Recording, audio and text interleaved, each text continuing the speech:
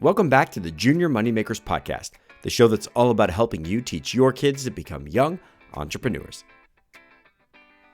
All right, everyone, I am super excited about the show that I have planned for you guys today. First, I'm going to give you an update on a junior moneymaker in our community, which is really awesome. Then, I'm going to talk to you a little bit about my Amazon business and how it's going this week. Then, I'm going to end the show talking about a cool gift that my wife got for my kids and I. So, let's not waste any more time talking about it. Let's just jump right in. All right, the first thing I want to do on this episode is give a huge shout out to Brandy and Kyler from the Comfy Cup Company. Back on episode number 6, I aired their interview on the show. And even though they were the second interview I put on the air, they were actually the very first junior moneymakers I ever interviewed. They are an amazing family. They're driven, humble, and super inspiring. Well, this week, their family went to a Shark Tank casting call, and in no time, I know they're going to be getting a call back and making their way onto the show, which is pretty much every entrepreneur's dream. I'm going to be reaching out to them this week and asking them back on the show to talk about their experience. But in the meantime, Brandy and Kyler, congratulations. The two of you mean so much to me and to the Junior Moneymakers empire. It absolutely couldn't be happening to a better family. And for all the rest of you out there, I want you to know that you're just one good idea away from reaching your dreams. Like Walt Disney said, if you can dream it, then you can do it. Kids like Kyler and his mom Brandy are an amazing example of what you can accomplish if you just put your mind to it. All right, next, I want to talk about something that happened to me today. Well, today and yesterday. So last night, I took my wife on a date. Unless something crazy happens, I try to take her out at least once a week. So every Saturday night, we usually go on date night. We typically have a lot of trouble deciding where it is that we want to go eat, and I think that's kind of typical. This time, as soon as we got in the car, she already knew exactly where she wanted to go. There was a food truck festival down the road, and she totally had her heart set on it. We ended up having so much fun that today I piled all 4 kids into my car and took them back there myself. Between the 5 of us, we had Asian American fusion, waffle sundaes, churros, mac and cheese brisket burgers, schwank skewers, cookie dough, and even poutine. I'm a huge fan of food trucks, and I've always been fascinated by the business model. While we were there, my kids and I started talking about the flexibility of the food truck as opposed to normal restaurants, and how all over the country, restaurants and lobbyists try to make it a lot harder for people to start their own food trucks. It was a great conversation about entrepreneurship and regulation, and it reminded me that the Tuttle twins have a book called The Food Truck Fiasco, which covers all of this in great detail. If you're interested, go to my affiliate link at juniormoneymakers.com/book and pick up a copy today. I realize this may end up reading like an ad, but it really wasn't intended to be. I'm a huge Tuttle twins fan, and I haven't mentioned them on the show in a really, really long time. I just wanted to make sure that new listeners had a chance to check them out. If you want to know what an ad sounds like, well, it kind of sounds like this. In The Food Truck Fiasco, Ethan and Emily learn how disruptive businesses must fight against their crony competitors. Competitors with friends in government who try and protect themselves from innovative upstarts. The twins witness this battle firsthand with their food truck friends as they embark on a campaign to win public support and overturn the laws that would otherwise shut them down. You can get a copy of The Food Truck Fiasco for 20% off by using my affiliate link at juniormoneymakers.com/book and entering the code LIBERTY at checkout. All right, last week I talked about the fact that I was starting a new business, and I asked if anyone was interested in following along with my family and I. Honestly, I got more responses from listeners to that question than I get to almost any other. So from now on Fridays, I'll be giving you a quick update on how my business is doing. For a quick recap, my family and I started another business this month. We have a goal of bringing in $4,000 in profit by April of next year, and I'm going to chronicle it so that you can follow along and maybe even replicate our success. So, this week, a lot of things happened.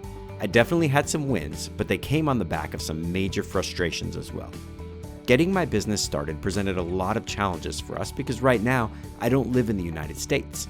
One reason we're starting this business is because we'll be moving back to the States soon, and we need another income stream before we get there. So, imagine incorporating a business without actually living in the US. If that sounds stressful to you, let me tell you, it is. The big problem I had, first of all, is that I hate paperwork. I'm much more of a pioneer or trailblazer by nature, so minor details tend to bog me down. Ultimately, I decided to hire a company to do everything for me, because it ended up being around $60 more than it would have cost me to do everything by myself, so for me, that was a steal. I did my due diligence, I had an awesome recommendation, and even though I picked a great company, in the end, it kind of fell through, and I ended up having to do everything on my own. To give you an idea of what I needed, I had to form a new limited liability corporation. I needed a federal EIN number. I needed a registered agent. That's someone in the states that can accept mail and official government subpoenas and things like that on my behalf. And last, I needed a reseller certificate, which lets you buy tax-free and sell items from wholesale. See why I wanted to hire someone to do all the paperwork for me? Well, when my initial plan fell through, I decided I could just do it all by myself. Of course, nothing goes smoothly, but I will say that in the end, it probably only took me about an hour to an hour and a half of actual effort spread out over a few days to get everything I needed. I felt kind of silly for trying to pay someone to do it for me since it ended up being pretty easy in the end. Even though it didn't take a lot of work, I did still run into a few small issues I wanted to share, which is why I tell you to check with your small business administration before you start anything. So, in the end, I decided to form my LLC in Wyoming, but I definitely recommend you set yours up in the state in which you live. That was pretty easy, and the approval process was online and completely automated. The EIN, or Federal Tax ID, was a little bit more challenging. I tried doing it on the weekend, but I completely forgot that the automated online form is only active during certain business hours during the week. That's right. A federal site which is 100% completely automated and provides instant approval is only available during business hours. What in the world? Okay, the last hurdle I hit was that Wyoming will not give you a reseller certificate for an online business unless you're somehow targeting customers in Wyoming. I'm not. I ended up getting my reseller certificate from another state, North Carolina. They have an online business application which gives instant approval and was completely free, so that was a super score. So to recap, over the course of 2 days, I spent about an hour and a half and roughly $200 to get my business incorporated as a limited liability corporation, get my federal EIN number, hire a registered agent, which you probably don't need, and my tax-exempt reseller certificate. From there, I placed a small order of about $190 and shipped a few test products to Amazon. They should be on their way to my warehouse this week, and I'm hoping to start having sales in the next 2 weeks or so. Whew! So as you can see, I've been super busy, but lots of positive steps have been made, and they'll make a huge difference in my family. So I definitely want to keep you updated on how the business is doing, so if that raised any questions for you, just shoot them my way at mark@juniormoneymakers.com, and I'll make sure to get back at you right away. You're all my accountability partners, and I definitely cannot do this without you.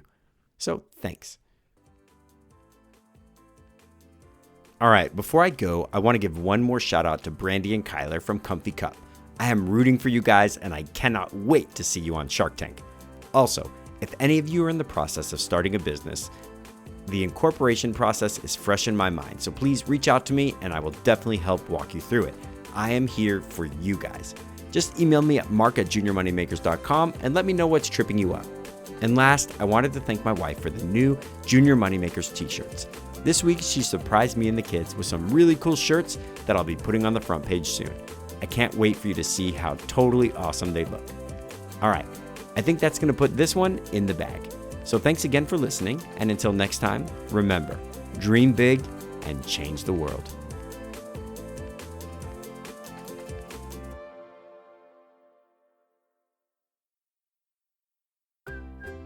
Hey, have you ever heard the joke about paper? You know what? Never mind. It's pretty terrible.